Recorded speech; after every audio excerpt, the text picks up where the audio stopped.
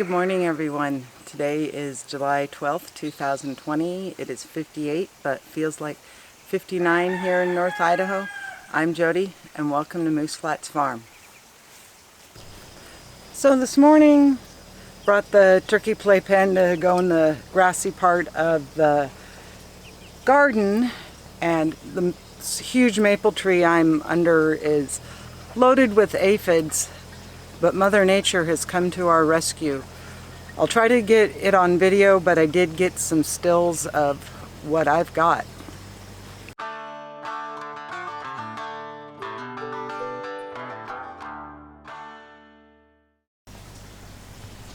And good thing I got stills, but I'm gonna focus.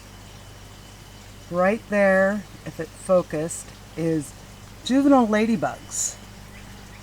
And right up here,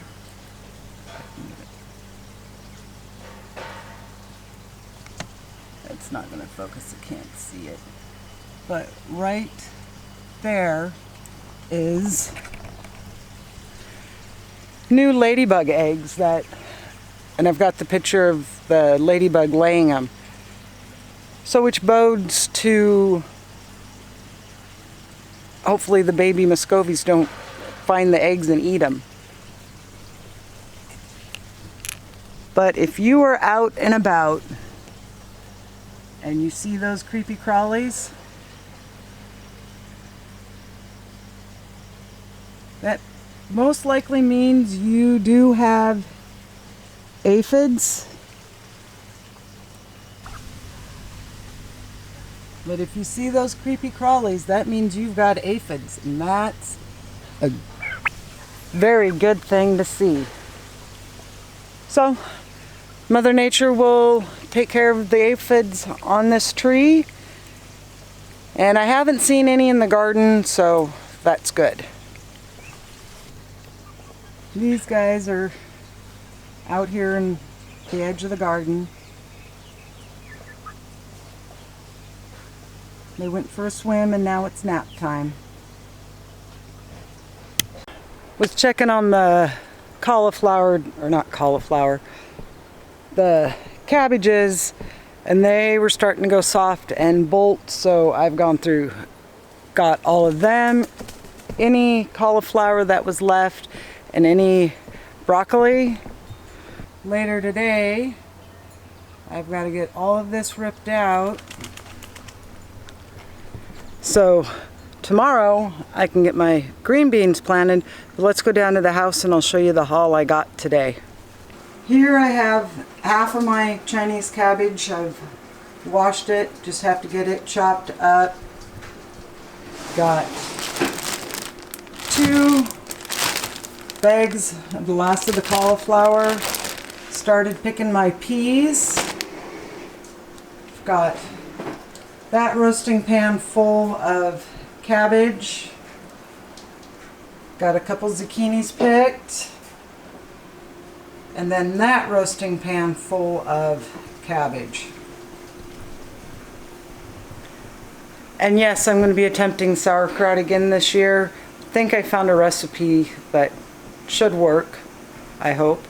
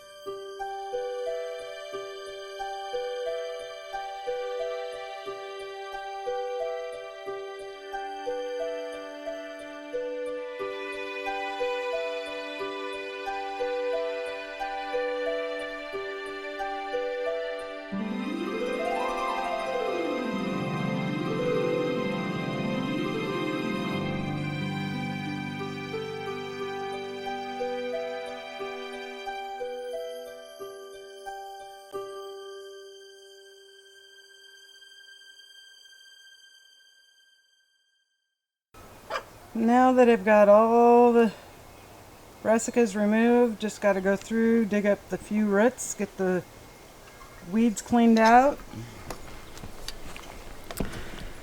And I'm going to be planting bush beans and pole beans. So, on with the work.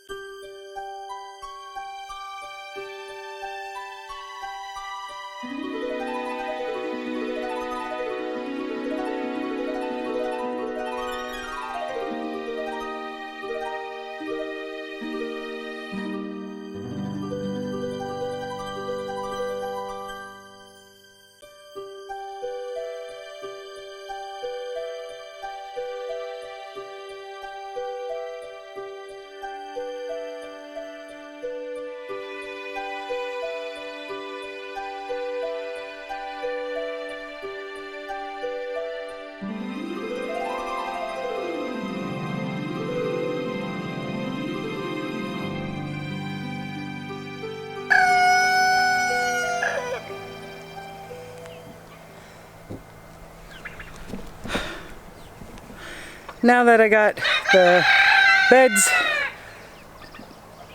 the roots pulled out and all the weeds, got the walkways hula hoed, now I can get my teepees for the green beans and get the green beans planted. But believe it or not, there's millions of worms underneath those rows. Every scoop I had to at least have done 20 worms.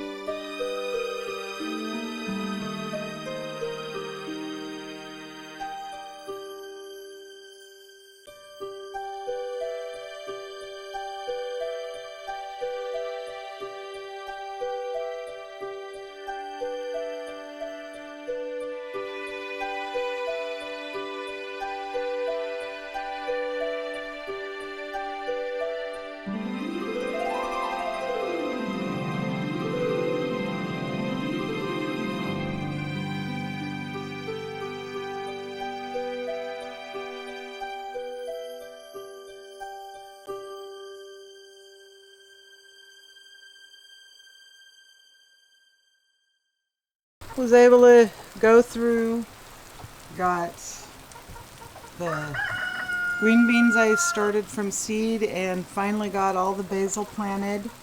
So where the poles, the teepees are all pole beans.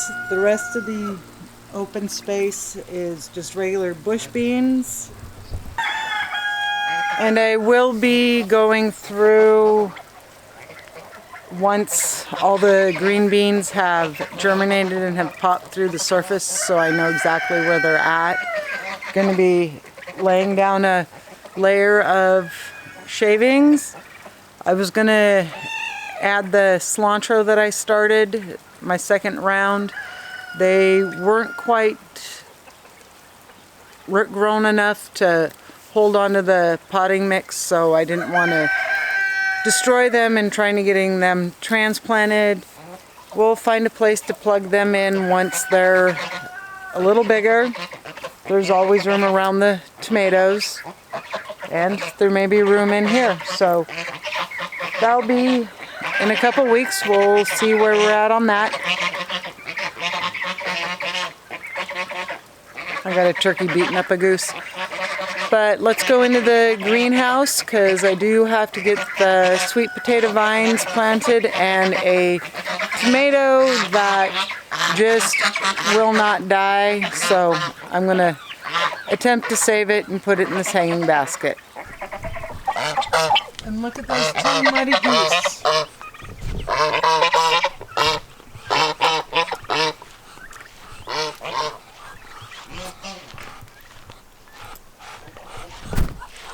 Had the sprinkler on over here, and as you can see where those muscovies are digging a hole, that's where the geese were digging a hole to China.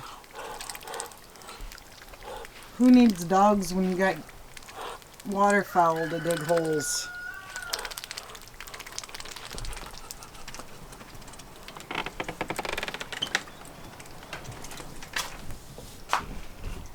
But on another note, and I'll probably have to take you outside so you can really see it, but if you look behind the green or the tomatoes, you can kind of see the green fencing.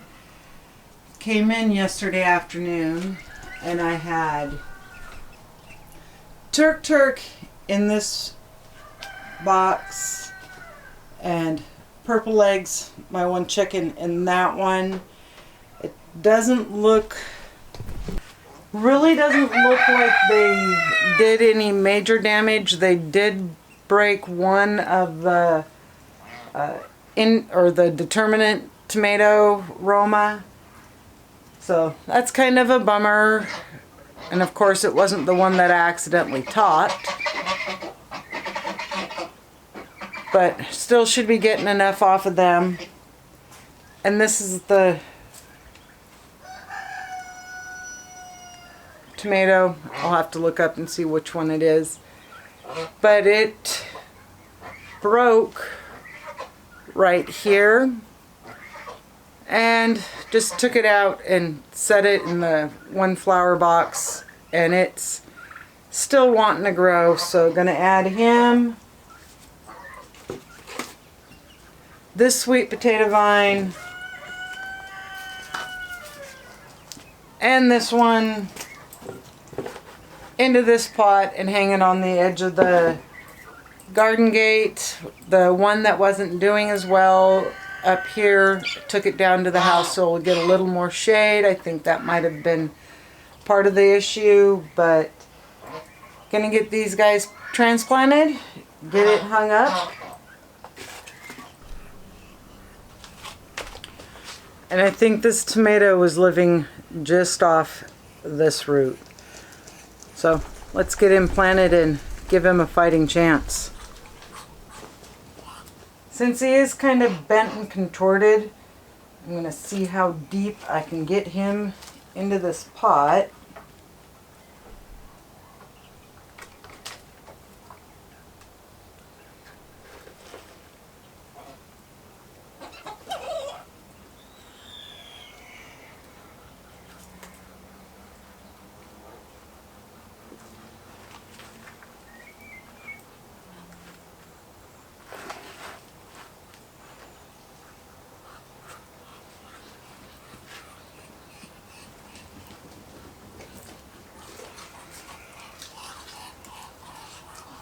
Get these two sweet potato vines in there.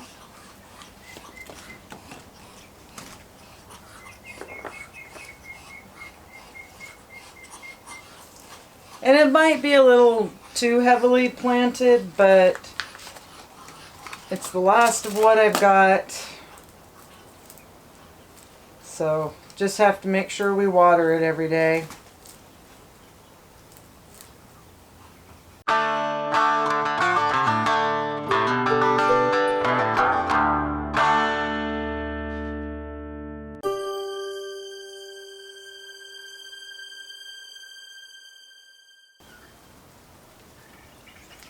There, let's go out and get him hung up and get it watered. And there you can see the green fence that put up to keep the chickens out.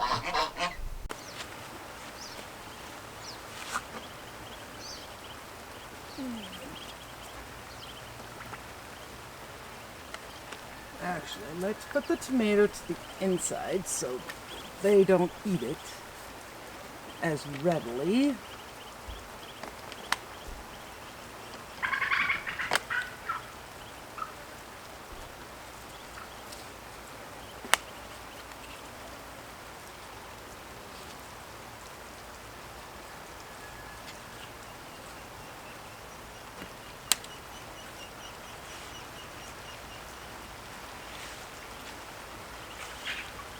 And he will, with the sun and everything, start to turn up. The foxgloves are just about done running their course, so that'll help fill in this corner. And for the most part, it's the first two batches of babies that use the pond and their moms.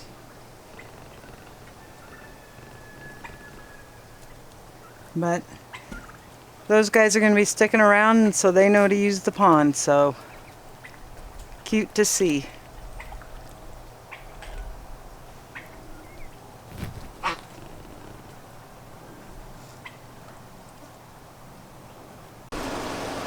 So we've got our outdoor living room all set up.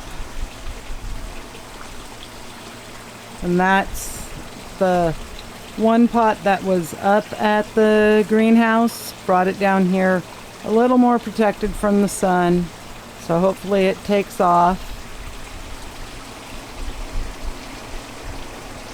And didn't that basket turn out pretty? Well, this is where I'm going to end today's video. I hope you all have a good day and a good week. Don't forget to hit the like and subscribe button. And we'll see you guys on Thursday. Bye for now.